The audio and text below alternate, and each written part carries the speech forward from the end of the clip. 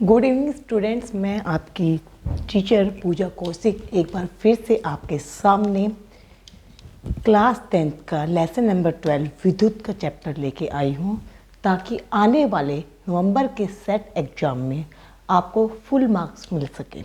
अब बिना time waste किए चलिए हम आज आपको पहले क्वेश्चन के बारे में बताना चाहेंगे। आवेश किसे कहते हैं?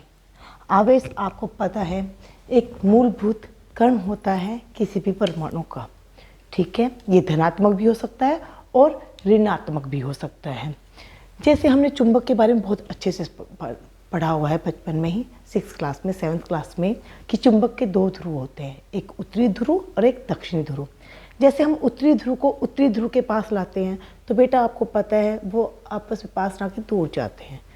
ऐसे ही दक्षिणी ध्रुव को जब दक्षिणी ध्रुव के पास लाते हैं तब भी कुछ ऐसा ही होता है, क्योंकि उत्तरी ध्रुव और उत्तरी ध्रुव समान ध्रुव कहलाते हैं।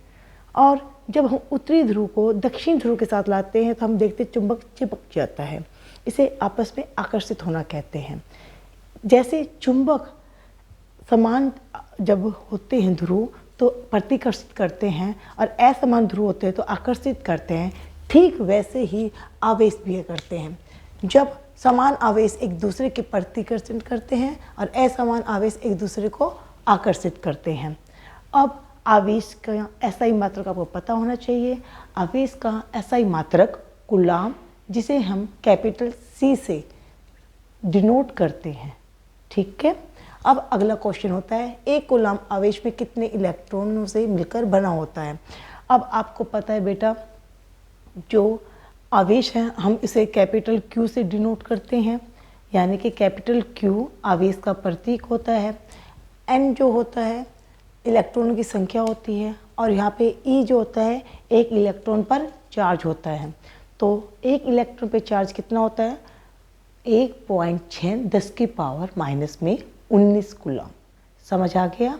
तो इस सिंपल से फॉर्मूले को हम याद रखेंगे, Q बराबर है N ही, और हम क्वेश्चन से जो भी हमें पता वो निकालेंगे। हमें पता है 1 कूलम आवेश, यानी कि आवेश की वैल्यू कितनी है?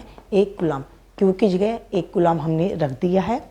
N नंबर ऑफ इलेक्ट्रॉन कितने मिलकर 1 कूलम आवेश को बनाते हैं तो वो निकालना होगा, तो N की वैल्यू हमें निकालनी है। और E एक इलेक्ट्रॉन पे चार्ज होता है जिसकी वैल्यू हमने बता दी है, 1.6 10 की पावर माइनस में 19 कूलम आवेश एक इलेक्ट्रॉन के ऊपर होता है। इलेक्ट्रॉन के ऊपर हमेशा ऋणात्मक आवेश होता है, एक बार फिर से याद दिला दो।